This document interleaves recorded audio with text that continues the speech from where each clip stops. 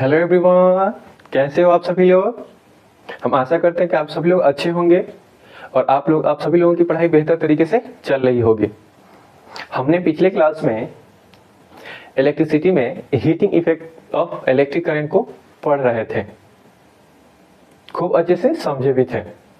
और heating effect of electric current का practical life में कहाँ कहाँ पे यूज है और इसके जो प्रैक्टिकल एप्लीकेशन है उसके बारे में जाने थे। जो हमारा पहले बल्ब यूज होता था, इनकंडेंसेंट बल्ब, उसका जो फिलामेंट बना होता था वो टंगस्टन का वायर का बना होता था, जिसका मेल्टिंग पॉइंट ज्यादा होता था और वो heating effect of electric current पे काम करता था। यानी वो सबसे पहले हीट होता था, उसके बाद से क्या होता था, यानी वहां पे हमारा जो इलेक्ट्रिक एनर्जी होता था वो हीट एनर्जी में कन्वर्ट होता था, उसके बाद से लाइट एनर्जी में कन्वर्ट होता था। पहले हीट होता था, जब ज्यादा हीट हो जाएगा तो उसमें से क्या होता था, लाइट निकलता था। दूसरा, जो घरों में हमारा हीटर यूज होता है वो भी उसी पे काम करता है। यानी जो हमारा हीटर यूज होता है उसमें नाइक्रोम का तार यूज करते हैं, उसका रेसिस्टेंस क्या होता है, ज्यादा होता है, तो उसमें हीट भी क्या होता है, ज्यादा प्रोड्यूस होता है। उसके बाद से इलेक्ट्रिक केटल हो गया, इलेक्ट्रिक गीजर हो गया, वाटर हीटर हो गया, ये सारे के सारे किस पे काम करते थे, तो heating effect of electric current पे काम करते थे। Heating effect of electric current में हमने कुछ फॉर्मूला को ड्राइव किया था और वो क्या था, वो था H बराबर में V इंटू आई इंटू टी। दूसरा क्या आया था, H बराबर आई स्क्वायर R इंटू टी। तीसरा फॉर्मूला क्या आया था, V स्क्वायर अपॉन में R इंटू टी। तो ये हमने तीन फॉर्मूला को ड्राइव किया था, कैसे आया था वो देखा था। उसके बाद से हमने जूल्स लॉ ऑफ हीटिंग देखा था, यानी जूल्स साहब ने ये बताया था कि कहीं पे हमें हीट प्रोड्यूस करना होगा तो कितने अमाउंट में करेंगे और कैसे करेंगे, और उसके लिए कौन कौन से इंपॉर्टेंट फैक्टर होते हैं। हीट को प्रोड्यूस करने के लिए, यानी बढ़ाने के लिए, घटाने के लिए कौन कौन से फैक्टर को बढ़ाएंगे या घटाएंगे तो हमारा हीट बढ़ जाएगा या घट जाएगा। तो वहां पे हमने जूल्स लॉ ऑफ हीटिंग में देखा था क्या, कि जो हमारा हीट होता है वो डायरेक्टली प्रोपोर्शनल होता है क्या, स्क्वायर ऑफ करंट के। यानी अगर हम करंट का मान 2 गुना बढ़ा देंगे तो उस कंडक्टर में जो हीट का मान होगा वो 4 गुना बढ़ जाएगा। यदि उसमें हम रेजिस्टेंस का मान को बढ़ा देंगे तो भी हमारा हीट बढ़ जाएगा था। अगर ज्यादा समय के लिए यूज करेंगे तो भी हमारा क्या हो जाएगा, हीट बढ़ जाएगा। तो ये हमारा क्या था, जूल्स लॉ ऑफ हीटिंग था। आइए हम इसी कॉन्सेप्ट पे कुछ न्यूमेरिकल देखते हैं। इस न्यूमेरिकल के बाद ये और भी हमारा क्रिस्टल क्लियर कॉन्सेप्ट बन जाएगा। तो आइए हम लोग न्यूमेरिकल को देखते हैं।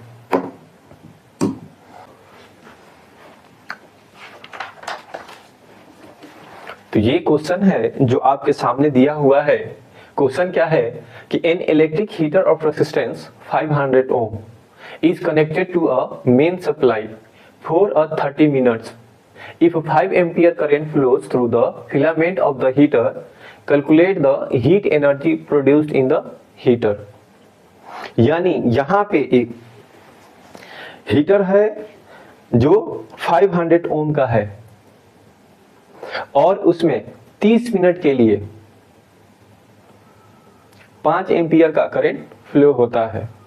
तब आपको बताना है कि उस हीटर के द्वारा जो हीट प्रोड्यूस होगा, यानी हीट एनर्जी जो प्रोड्यूस होगा वो कितना होगा। तो आइए हम लोग इस क्वेश्चन को करते हैं। हम लोग क्या करेंगे, पहले देखेंगे कि डेटा क्या क्या दिया हुआ है। तो हमारा गिवन डेटा में दिया हुआ है क्या, कि R बराबर कितना दिया है, 500 ओम दिया हुआ है। जो करंट का मान है यानी I का मान है वो कितना दिया हुआ है, 5 एम्पियर दिया हुआ है, और जो समय दिया है T इक्वल्स टू वो 30 मिनट दिया हुआ है। अब यहाँ पे हम देखेंगे जो हमारा T बराबर 30 मिनट्स है, इसको क्या करेंगे, सेकेंड में चेंज करेंगे, यानी SI यूनिट में चेंज करेंगे। तो जब भी हम मिनट को सेकेंड में चेंज करते हैं तो 60 से क्या करते हैं, मल्टीप्लाई कर देते हैं, यानी 1 मिनट में कितना सेकेंड होता है, 60 सेकेंड होता है। तो 30 मिनट में कितना सेकेंड हो जाएगा, तो ये हमारा हो जाएगा 30 मल्टीप्लाइड विद 60। तो t बराबर हमारा ये हो जाए कितना 250 सेकेंड हो जाएगा। अब देखिए हमको क्या दिया है, यानी गिवन डेटा में क्या दिया हुआ है, I दिया हुआ है, R दिया हुआ है, T दिया हुआ है, ठीक है ना। तो हमने इसके पहले क्लास में हीट एनर्जी के लिए 3 फार्मूला देखा था। क्या पहला फार्मूला ये था V इंटू आई इंटू टी था, दूसरा ये था H बराबर में आई स्क्वायर R इंटू टी, और तीसरा जो हमारा फार्मूला था वो था V स्क्वायर अपॉन में R इंटू टी। तो गिवन डेटा के अकॉर्डिंग हम क्या करेंगे, उस फॉर्मूला को उठाएंगे और उसमें इस मान को पुट करेंगे और हमारा इजीली आंसर आ जाएगा। तो डेटा के अकॉर्डिंग जो फॉर्मूला हमारा यूज होगा वो होगा H equals to I square R into T use होगा। अब हम जान रहे हैं क्या कि I बराबर में 5 एम्पियर दिया हुआ है, तो 5 का स्क्वायर, और R बराबर कितना दिया हुआ है, तो 500 ओम दिया हुआ है, और जो समय आया हुआ है वो कितना है 1800 आया हुआ है। अब यहाँ पे 5 को जब हम स्क्वायरिंग करेंगे तो कितना आ जाएगा 25 इंटू 500 इंटू ये कितना हो जाएगा 1800। अब जब हम इसको मल्टीप्लाई करेंगे तो ये हमारा कितना आएगा, तो ये हो जाएगा 2250 जूल, यानी H बराबर हमारा इतना आएगा। तो इसको अच्छे तरीके से लिखेंगे तो ये हो जाएगा 2.25 इंटू 10 टू द पावर कितना 7 जूल के बराबर, और यही हमारा क्या हो जाएगा आंसर हो जाएगा। यानी इस हीटर द्वारा जो हीट प्रोड्यूस होगा वो कितना होगा, तो 2.25 into 10 to the power 7 joule के बराबर होगा। तो हम आशा करते हैं कि ये क्वेश्चन आप सभी लोगों को बेहतर तरीके से समझ में आया होगा। आइए हम लोग दूसरा क्वेश्चन को देखते हैं। दूसरा क्वेश्चन हमारा इस प्रकार से दिया हुआ है,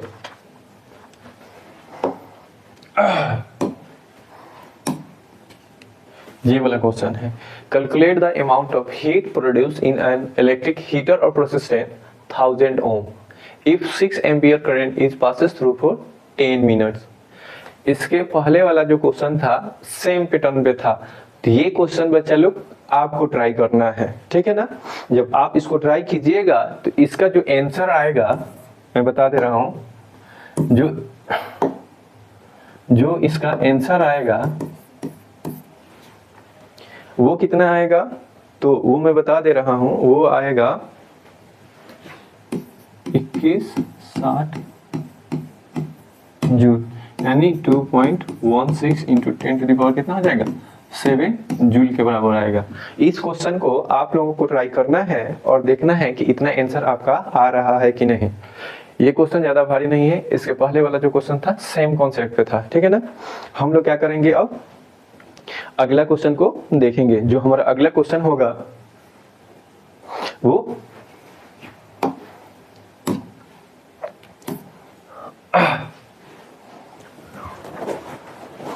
हमारा अगला क्वेश्चन है, N electric heater is rated eight 1500 what, calculate the heat produced per hour. यहाँ पे हमारा रेटिंग दिया हुआ है क्या, कि एक हीटर है उसका जो रेटिंग दिया हुआ है 1500 वाट दिया हुआ है। तो आप उस हीटर के द्वारा क्या करना है, हीट जो प्रोड्यूस होगा 1 घंटे में उसका मान निकालना है, ठीक है ना, निकालना है। तो यहाँ पे हम लोग देख लेते हैं क्या क्या दिया हुआ है। तो यहाँ पे हमारा यहाँ पे पावर जो दिया हुआ है 1500 वॉट दिया हुआ है, और जो टाइम दिया हुआ है वो 1 आवर दिया हुआ है, ठीक है ना। अब जो हमारा हीट प्रोड्यूस होगा उसका मान पूछा गया है, एच का मान पूछा गया है। तो जो हमारा एनर्जी प्रोड्यूस होगा वो कौन सा एनर्जी होगा, हीट एनर्जी होगा। तो एनर्जी के लिए जो फॉर्मूला होता है वो होता क्या है, पावर इनटू टाइम होता है। अब 1 घंटे को यदि हम सेकेंड में चेंज करेंगे तो 1 घंटे में कितना मिनट होता है, 60 मिनट होता है, और 1 मिनट में कितना सेकेंड होता है, 60 सेकेंड होता है। तो कितना हो जाएगा, इतना सेकेंड होगा। अब हमारा क्या, हमारे पास क्या दिया हुआ है, पावर दिया हुआ है। तो पावर बराबर कितना दिया हुआ है 1500 वाट है और समय कितना दिया हुआ है 3600 सेकेंड दिया हुआ है। तो जो हमारा हीट प्रोड्यूस्ड होगा वो कितना होगा, तो ये हमारा हीट प्रोड्यूस्ड होगा वो होगा कितना 5.4 इंटू 10⁻6 जूल के बराबर होगा। और ये हमारा क्या हो जाएगा, आंसर हो जाएगा। आंसर कितना आएगा 5.4 गुने 10 के पावर कितना हो जाएगा 6 हो जाएगा। और यही हमारा क्या होगा, एक घंटे में जो एनर्जी प्रोड्यूस्ड होगा हीट के रूप में वो 5.4 गुने 10 के पावर 6 जूल के बराबर होगा। हम आशा करते हैं कि यहाँ तक खूब अच्छे से समझ में आया होगा। अब बच्चे लोग हमें क्या करना है, अब हमें देखना है क्या कि इलेक्ट्रिक पावर क्या होता है, इलेक्ट्रिक पावर क्या होता है। एनर्जी के बारे में जान रहे हैं।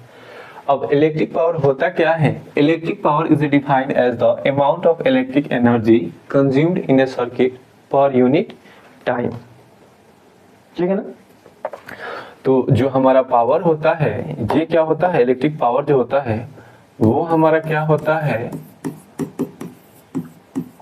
वर्क अपॉन में क्या होता है टाइम होता है, ठीक है ना।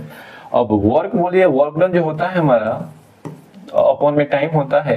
तो हम देख रहे थे क्या कि जो हमारा वर्क डन होता है इंटरचेंजेबल होता है और ये किसके बराबर होता है, तो ये एनर्जी होता है और ये हमारा क्या होता है टाइम होता है, ठीक है ना, टाइम होता है। तो यानी किसी अप्लायंसेस के द्वारा, किसी डिवाइस इलेक्ट्रिकल अप्लायंसेस के द्वारा 1 सेकेंड में, ठीक है ना, जो एनर्जी का खपत होता है उसी को हम लोग क्या कह देते हैं, पावर कहते हैं। यानी electric power is defined as the amount of electric energy consumed in a circuit per unit time, ठीक है ना, इकाई सेकेंड में, ठीक है ना, किसी इलेक्ट्रिक अप्लायंसेस के द्वारा जो एनर्जी कंज्यूम किया जाता है वही उसका क्या होता है, इलेक्ट्रिक पावर होता है।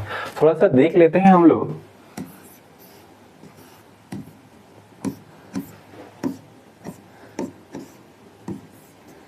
ये हमारा सर्किट है, इसमें क्या होता है ना, जो इलेक्ट्रॉन होते हैं, ठीक है ना, और इलेक्ट्रॉन का जो मूवमेंट होता है, यानी किसी भी सर्किट में जो चार्ज का फ्लो होता है और चार्ज के फ्लो के होने की वजह से क्या होता है, जो हमारा इलेक्ट्रिक करंट आता है, ठीक है ना। तो देखिए किसी भी चार्ज को मूवमेंट कराने के लिए यानी वर्क डन कराने के लिए, ठीक है ना, जो एनर्जी का रिक्वायरमेंट होता है वो महाराज कौन देते हैं, तो किसी भी सेल का जो पोटेंशियल होता है वही इस काम को कराते हैं यानी वर्क डन कराते हैं। तो अब हम देखेंगे कि अगर यहाँ पे वर्क डन बाय जो सेल होगा वो क्या होगा। तो हम जानेंगे क्या कि ये वाले बड़े वाले को पोटेंशियल भी है और इसका क्या है 0 है। तो यहाँ पे हम देखेंगे V-0 अपॉन में जो वर्क डन बाय सेल होगा अपॉन में Q है, ठीक है ना। तो यहां से हम वर्क डन बाय जो सेल निकालेंगे यानी बैटरी के द्वारा किया गया जो वर्क डन होगा वो क्या होगा V इंटू Q के क्या होगा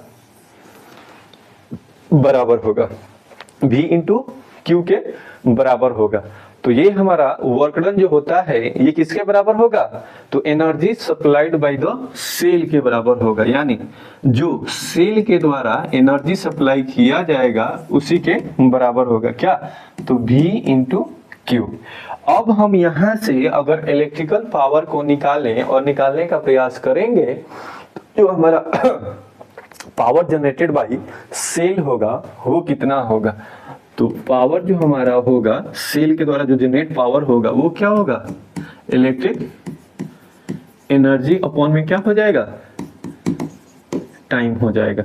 तो हम देखे हैं क्या कि जो हमारा एनर्जी आ रहा था वो किसके बराबर था, तो V इंटू Q के बराबर था और टाइम T है। हम जानते हैं क्या कि Q अपॉन में T जो होता था क्या, I बराबर में क्या होता था Q अपॉन में T यानी इलेक्ट्रिक करंट। यानी यहां से हमें क्या मिल जाएगा, यहां से हमें मिलेगा क्या P बराबर में V इंटू I मिल जाएगा, ठीक है ना। तो ये हमारा पावर का पहला फॉर्मूला रहा। अब हम क्या करेंगे, अकॉर्डिंग टू ओम्स लॉ क्या जानते हैं, यानी ओम्स लॉ से हम ये जानते हैं क्या V बराबर में I इंटू R। अब यहाँ पे हम V के जगह पे आई आर पुट करेंगे और आई ऑलरेडी दिया हुआ है, तो ये क्या हो जाएगा आई स्क्वायर इंटू आर हो जाएगा। तो पावर का दूसरा फॉर्मूला हो गया। और तीसरा फॉर्मूला निकालना होगा तो हम जानते हैं क्या कि आई बराबर में क्या होता है v बटे में r होता है। तो इस i की जगह पे हम v बटे में r पुट करेंगे, तो यहाँ पे v स्क्वायर हो जाएगा, यहाँ पे r स्क्वायर इंटू r होगा। r से r क्या हो जाएगा कैंसिल हो जाएगा, तो p बराबर में क्या आएगा v स्क्वायर बटे में r। तो ये हमारा क्या हो जाएगा पावर का तीसरा फॉर्मूला हो जाएगा, ठीक है ना। तो ये हमारा क्या है इलेक्ट्रिक पावर है, ठीक है ना। कि ये सारा कॉन्सेप्ट आप सभी बच्चे लोगों को खूब अच्छे से समझ में आया होगा। इसी प्रकार का वीडियो पाने के लिए आप हमारे वीडियो को ज्यादा से ज्यादा शेयर कीजिए, ज्यादा से ज्यादा लाइक कीजिए और आप हमारे चैनल को सब्सक्राइब करना ना भूलें। Thanks for watching.